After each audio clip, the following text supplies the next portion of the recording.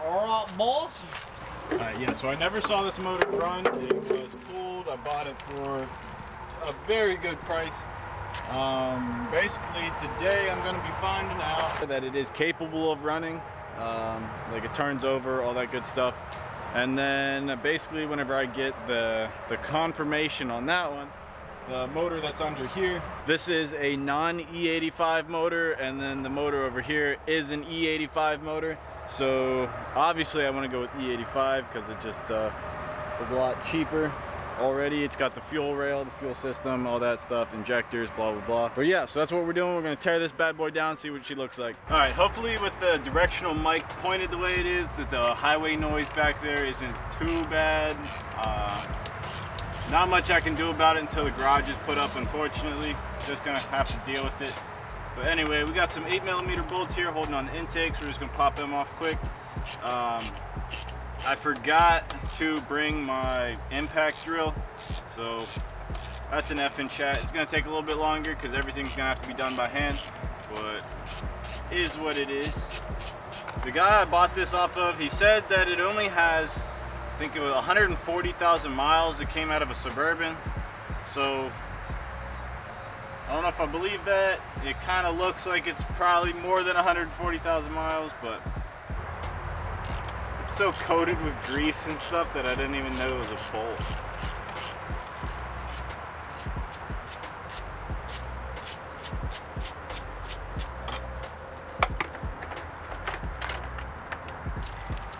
So on the E85 motors, now I don't think I'm going to be using this intake, so I'm not sure how much it really matters, but this is a wider bore, so that's cool.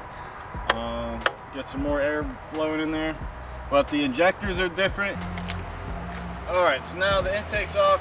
Let's pull the valve covers and see what they look like underneath. I'm actually going to pull everything off of these, if I even know how to do that. Alright, yeah, so that's sitting on top of the valve cover. Not what I want to be looking at, so we'll be seeing there's a possible replacement for those. Like a moment of truth. Okay. You know, it's not that bad. There's not much like discoloration, like you see it's real dark in there. See, if the whole thing was that dark, then it's a good indicator that the oil changes weren't really kept up with. All right, start cracking these head bolts here. Here we go. And there's still something else holding it. Okay. All right, got the last bolt out of the accessory, whatever you want to call that. Holy wowee. There's some like carbon buildup and stuff. There's no points where it looks like the piston made contact with any valves, so that's cool. But down in this one, there is a lot of rust. It is pitted and stuff already. That rod there is not good. Come on, focus. So it has been rusting for quite some time. It looks like we have all of this pitting on that side. So basically this block has to go to a machine shop. I'm not paying to go to a machine shop, but we're gonna pop off the other head because I'll be able to sell the heads, or maybe I'll keep these heads because they're cleaner and then pop the heads off that one and sell those. I don't know, but they're both the same head. They're the 862, which is a higher compression head, so that's cool. So higher compression, more power compared to some of the other heads that came on these. And yeah, not what I was trying to find today, but it's what we found, so gotta deal with it.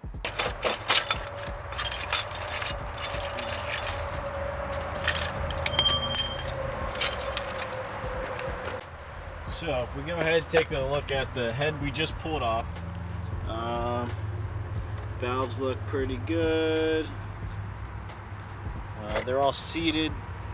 Maybe a little bit of rust in that one, maybe.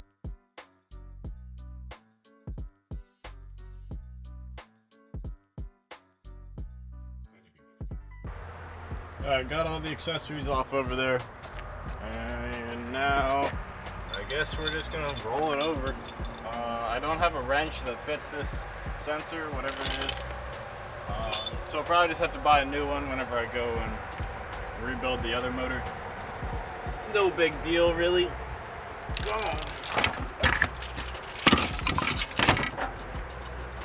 I mean, that door was ruined already, so now we're just gonna pop off the oil pan, and then that way we can get into all of the rods and stuff, pop them out, maybe be able to sell them, who knows.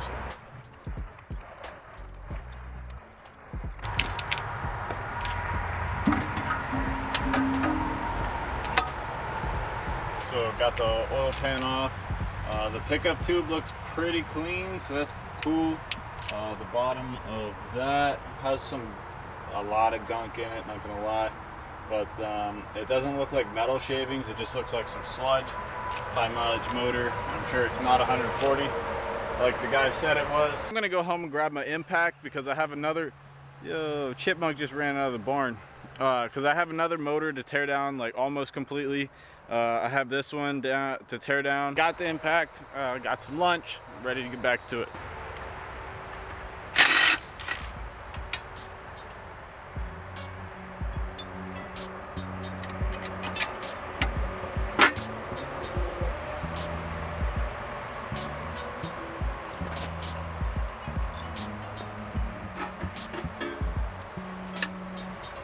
In the guts here, we got some pretty heavy discoloration.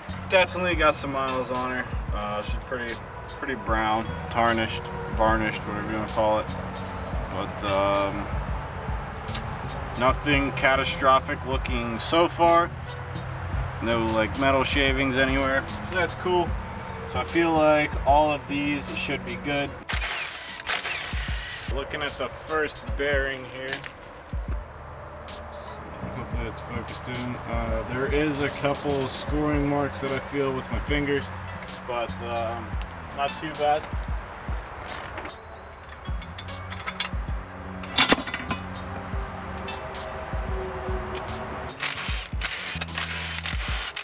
All right, I think that's everything.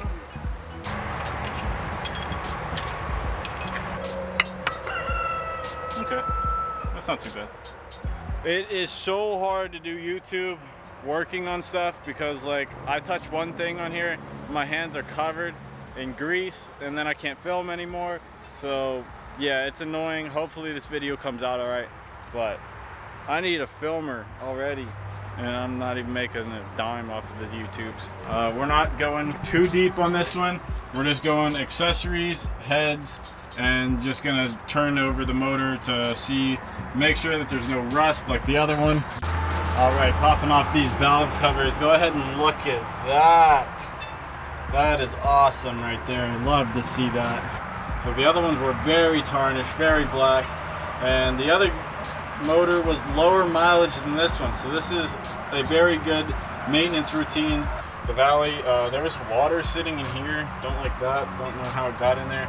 So then whenever I popped off the Valley cover, all the water that was sitting in there went down these holes. Not sure I'm going to take care of that, but yes, that's what I'm dealing with. I might just pour some oil down in there, drain it out, blah, blah, blah. Good. That's it. And you can see, as compared to the other push rods here, the blackness of those ones. Now these ones are probably more comparable to those, so I'm not sure why that side is so much more hot on this engine. Yeah, this motor's just looking really good and I'm happy with it. Alright, camera battery died yesterday. I need to get new batteries. Apparently all of mine are junk. Here is Mopar. Put some oil down in there just in case, some water or something. Rain, because it's not the best coverage here with this tarp. But yeah, looks pretty clean. The cams down in there looks good, almost no scoring. There's no rust except for, forget which one it is. I don't know, one of them has a slight amount of rust, which I'll probably be able to just send it and it won't really be a problem. I forget which one it is. Yeah, I think it's that one right there actually. There, yeah, right there. But that ain't nothing, literally a little hone. or something I could do. Probably even just keep the pistons in there and do a little hone, and that'll probably take care of that. This guy, I was talking with my dad because he knows way more about motors than I. He said oversized pistons and a board like 30 over-ish on this motor. I understand where he's coming from with that, because then it'd be a higher displacement. Right now it's like 323 or something like that. So you get more displacement, obviously more power, but obviously a lot more money because you got to buy pistons and everything at that point. And I'm just not into it. So gonna be rolling with this block.